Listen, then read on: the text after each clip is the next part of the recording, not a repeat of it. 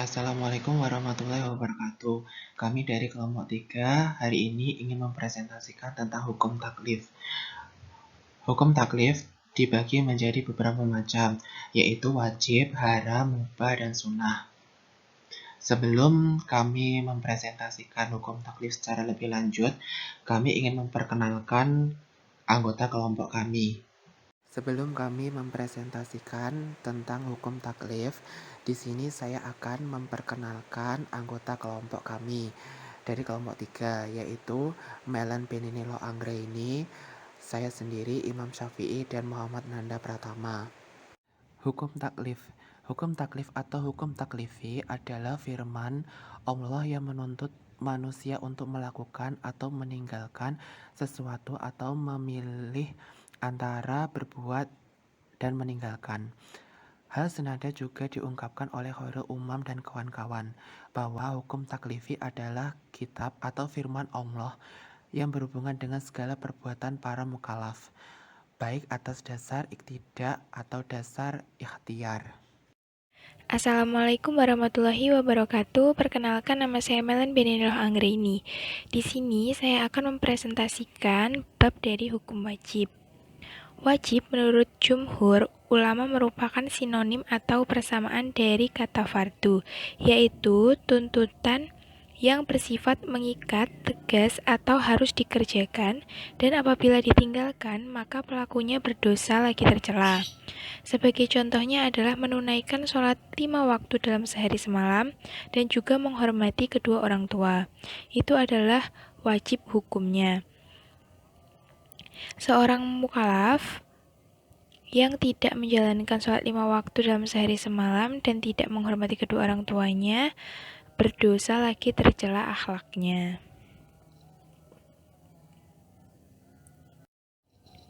Selanjutnya, hukum wajib dibagi menjadi beberapa. Di bawah ini adalah pembagiannya. A. Pembagian wajib berdasarkan waktu pelaksanaannya. Berdasarkan waktu pelaksanaannya dibagi menjadi dua, yaitu mutlak dan muqayyad. Mutlak adalah wajib mutlak ialah yang pelaksanaannya tidak dibatasi oleh Allah Subhanahu wa taala dengan waktu tertentu dalam umur seperti kafarat. Selanjutnya muqayyad. Wajib muqayyad ialah wajib yang pelaksanaannya dibatasi oleh Allah Subhanahu wa taala dengan waktu yang tertentu. Contohnya adalah pelaksanaan puasa Ramadan.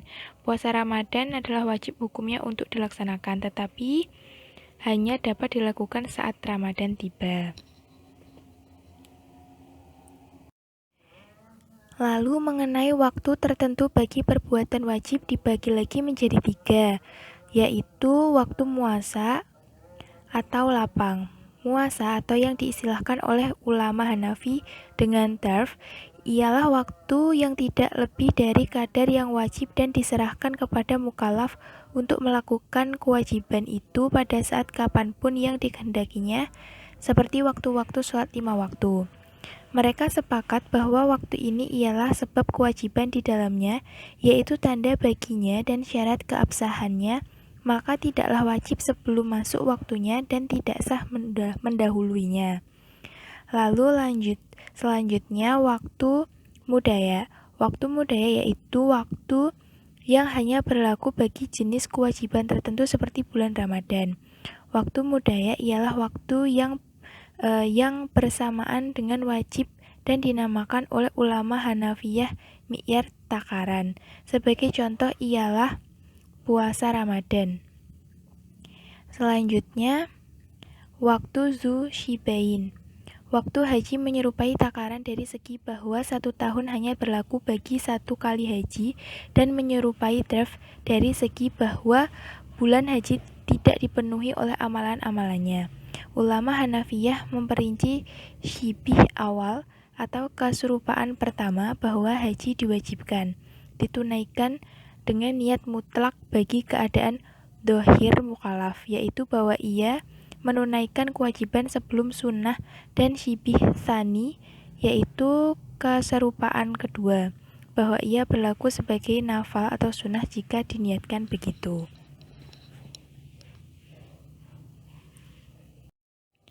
Selanjutnya adalah B. Pembagian wajib berdasarkan jumlah pelakunya.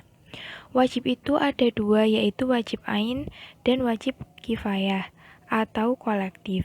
Yaitu yang dimaksud wajib ain adalah wajib ain ialah perbuatan yang dituntut melakukannya oleh setiap orang mukhalaf, dan yang kedua perbuatan yang dituntut melakukannya tanpa memandang pelakunya.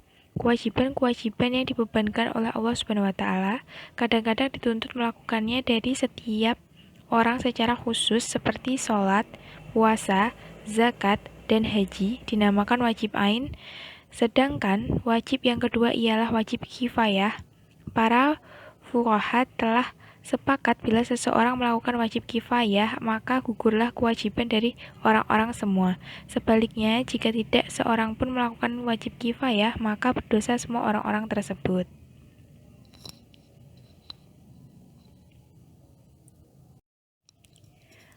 Poin terakhir yaitu poin C, pembagian wajib berdasarkan kadar atau ukurannya. Wajib terbagi atas muhadad atau terbatas dan khairu muhadad tidak terbatas. Muhadad ialah yang ditentukan Allah Subhanahu wa taala kadar ukurannya, sehingga khairu muhadad yang tidak ditentukan oleh Allah Subhanahu wa taala kadar ukurannya. Tuntutan-tuntutan Allah Subhanahu wa taala ada kalanya terbatas ukurannya seperti sholat wajib, zakat, dan harga-harga pembelian.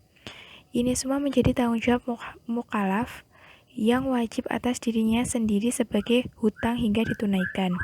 Dalil di atas pembatasan dan penentuan itu ialah karena ia mengandung pengertian tujuan untuk melaksanakan perbuatan yang tertentu itu, sehingga jika dilaksanakan maka kitab itu tetap atasnya dan tidak gugur darinya kecuali dengan alasan yang benar.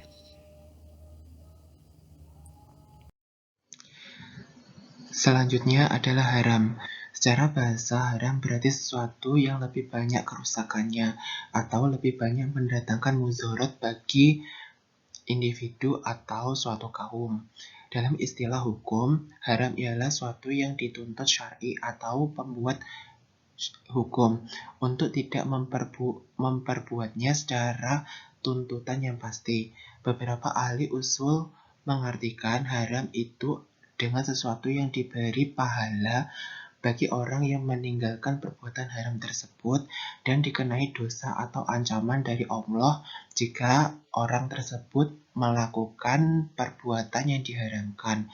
Haram ialah larangan Allah yang pasti terhadap suatu perbuatan, baik ditetapkan dalam dalil yang qat'i maupun dalil zanni.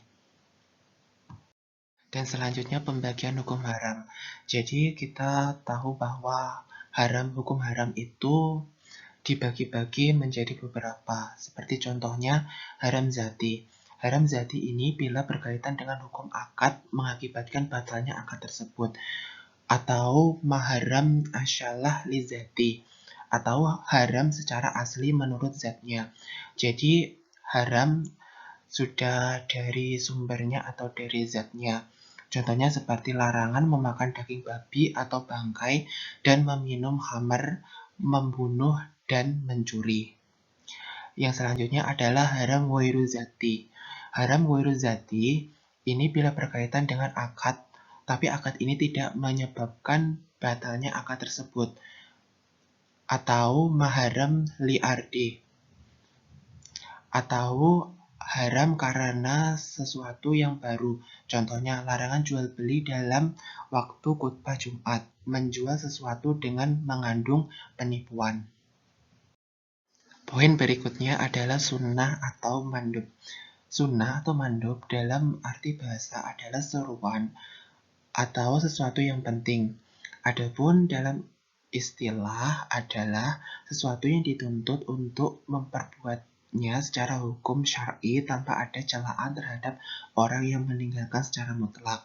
Tidak adanya celaan terhadap orang yang meninggalkan tuntutan itu adalah karena tuntutan itu tidaklah secara pasti. Artinya, tuntutan itu tidak diiringi oleh suatu sanksi terhadap yang meninggalkannya. Mandub juga disebut nafilah, sunnah, tawwu, mustahab, dan ihsan.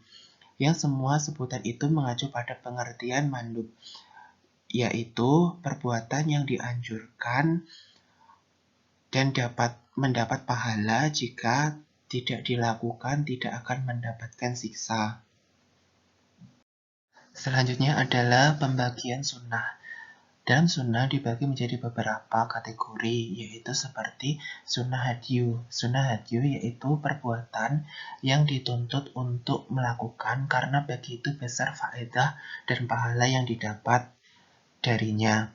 Dan orang yang meninggalkannya dinyatakan sesat dan tercela. Bahkan bila suatu kelompok atau suatu kaum sengaja meninggalkan cara terus-menerus, maka kelompok tersebut atau kelompok ini harus diperangi. Seperti contohnya sunnah hadyu adalah sholat hari raya. Yang berikutnya adalah sunnah zaidah.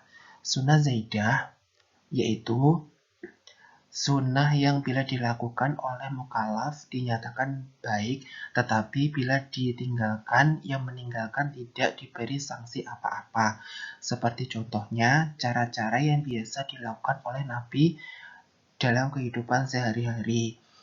Seperti kebiasaan Nabi Muhammad SAW yang biasa dilakukan umatnya dan diaplikasikan dalam kehidupan sehari-hari. Yang terakhir adalah sunnah nafal, yaitu sunnah atau suatu perbuatan yang dituntut sebagai tambahan bagi perbuatan wajib, seperti contohnya sholat tahajud. Assalamualaikum warahmatullahi wabarakatuh. Perkenalkan, saya Muhammad Nanda Pratama, dan pada materi kali ini saya akan menjelaskan makruh dan mubah. Makruh atau karoha adalah suatu perbuatan yang dirasakan jika meninggalkannya itu lebih baik daripada mengerjakannya. Secara bahasa, pengertian makruh adalah sesuatu yang dibenci, sesuatu yang tidak disenangi, atau sesuatu yang dijauhi. Dalam istilah ulama usluh, karoha adalah sesuatu yang dituntut oleh pembuat hukum untuk ditinggalkan dalam bentuk tuntutan yang tidak pasti. Dalam istilah usul fikih, kata makruh berarti sesuatu yang dianjurkan syariat untuk meninggalkannya, di mana kita ditinggalkan akan mendapat pujian dan apabila dilanggar tidak berdosa. Perbuatan yang syar'i menuntut kepada mukallaf untuk meninggalkannya, tetapi tuntutannya tidak tegas atau tidak keras. Sifat tuntutan yang demikian dapat diketahui dari redaksi nas syarak sendiri, atau ada larangan yang disertai pernyataan bahwa larangan tersebut menunjukkan hukum makruh, bukan haram. Pengaruh tuntutan ini terhadap perbuatan yang dilarang disebut karohah, dan perbuatan yang dilarang secara tidak pasti itu disebut dengan makruh. Pada dasarnya, makruh adalah sesuatu yang dilarang, tetapi larangan itu disertai oleh sesuatu yang menunjukkan bahwa yang dimaksud dengan larangan itu bukanlah haram, tetapi sebagai sesuatu yang dibenci. Menurut para jumhur fuqaha, makruh adalah sesuatu larangan syar'a terhadap suatu perbuatan, tetapi larangan tersebut tidak bersifat pasti, lantaran tidak ada dalil yang menunjukkan atas haramnya perbuatan tersebut. Makruh dibagi menjadi dua, yakni yang pertama makruh tahrim, yakni sesuatu yang dilarang oleh syariat secara pasti. Contohnya larangan memakai perhiasan emas bagi laki-laki. Yang kedua makruh tanzih, yakni sesuatu yang dianjurkan oleh syariat untuk meninggalkannya, tetapi larangan tidak bersifat pasti. Contohnya memakan daging kuda saat sangat butuh waktu perang. Beberapa contoh perbuatan makruh, yakni yang pertama larangan tidur setelah subuh. Sebagaimana Ibnu Qayyim al-Jauziyah rahimakumullah berkata, tidur setelah subuh mencegah rezeki, karena waktu subuh adalah waktu makhluk mencari rezeki, dan waktunya dibagikannya rezeki. Tidur setelah subuh sesuatu hal yang dilarang atau makruh, kecuali ada penyebab atau keperluan.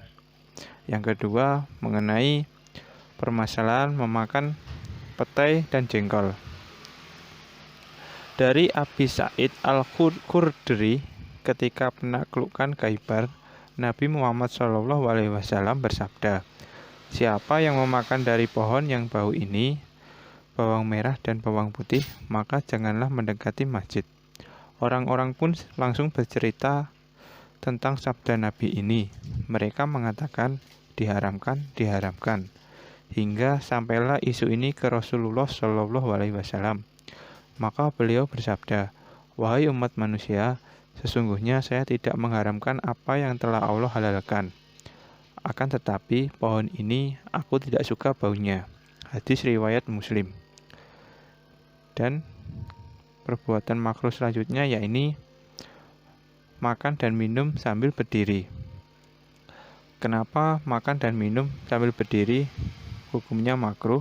Karena Nabi Muhammad SAW juga pernah minum air zam-zam dalam keadaan berdiri. Hal ini disebutkan dalam hadis riwayat Muslim nomor 2024. Nabi SAW sungguh melarang dari minum sambil berdiri. Sedangkan hadis lain menyebutkan Nabi SAW minum air zam-zam sambil berdiri. Ibnu Abbas radhiyallahu anha berkata, "Aku memberi minum kepada Rasulullah SAW dari air zam-zam. Lalu beliau minum sambil berdiri." Hadis riwayat Bukhari nomor 1637 dan Muslim nomor 2027. Mayoritas ulama menganggap bahwa hadis terakhir di atas menunjukkan bolehnya minum seperti itu. Bahkan di dalam hadis yang lain disebutkan bahwa beliau minum juga sambil berdiri. Selain pada air zam-zam dari Amir bin Zuwaib dan dari ayahnya, dari kakeknya, ia berkata, "Aku pernah melihat Rasulullah SAW minum sambil berdiri.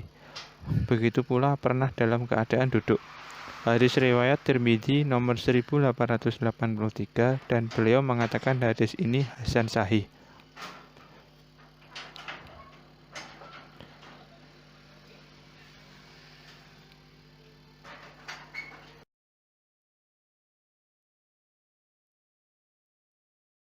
Dan untuk materi selanjutnya, yaitu mengenai mubah. Mubah berasal dari kata bahasa Arab mubah, yang artinya boleh. Mengandung pengertian bahwa seseorang diberikan kebebasan memilih oleh syar'i antara mengerjakan atau meninggalkannya. Artinya, seorang mukallaf tidaklah dituntut untuk melakukannya dan tidak pula dituntut menjauhinya. Perbuatan yang boleh atau tidak dikerjakan, kalau dikerjakan atau ditinggalkan tidak berpahala dan tidak berdosa. Misalnya makan yang halal, berpakaian yang bagus, tidur, dan lain sebagainya. Contoh mubah dalam surat Al-Baqarah ayat 184 yang artinya, "Maka barang siapa di antara kamu ada yang sakit atau dalam perjalanan lalu ia berbuka, maka wajiblah baginya berpuasa sebanyak hari yang ditinggalkan itu pada hari-hari lainnya." Bentuk-bentuk dalil yang menunjukkan mubah. Yang pertama, adanya kata halal secara jelas, seperti yang terkandung dalam Quran surat Al-Maidah ayat 5. "Pada hari ini dihalalkan bagimu yang baik-baik. Makanan atau sembelihan orang-orang yang diberi Alkitab itu halal bagimu, dan makanan kamu halal pula bagi mereka." Dan yang kedua, meniadakan dosa dalam melakukannya, seperti halnya dalam Quran surat Al-Maidah ayat 173 yang berbunyi, yang memiliki arti, "Tetapi barang siapa dalam keadaan terpaksa atau memakannya sedang ia tidak menginginkannya dan tidak pula melampaui batas, maka tidak ada dosa baginya." Dan yang ketiga, bentuk perintah setelah larangan, seperti halnya terdapat di Quran surat Al-Jumu'ah ayat 10. "Apabila telah ditunaikan sembahyang, maka bertebaranlah kamu di muka bumi, dan carilah karunia Allah." Dan yang terakhir, mubah sebagai hukum asal sebagaimana dikatakan bahwa dasar pada sesuatu itu adalah boleh. Segala sesuatu itu mubah selama tidak ada dalil yang memindahkan kemubahan itu pada hukum lain. Macam-macam mubah. Mubah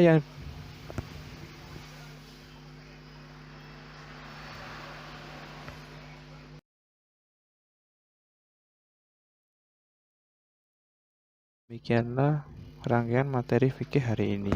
Semoga bermanfaat baik untuk diri kami maupun untuk kalian semua. Mohon maaf bila ada salah kata. Terima kasih telah menyimak. Wassalamualaikum warahmatullahi wabarakatuh.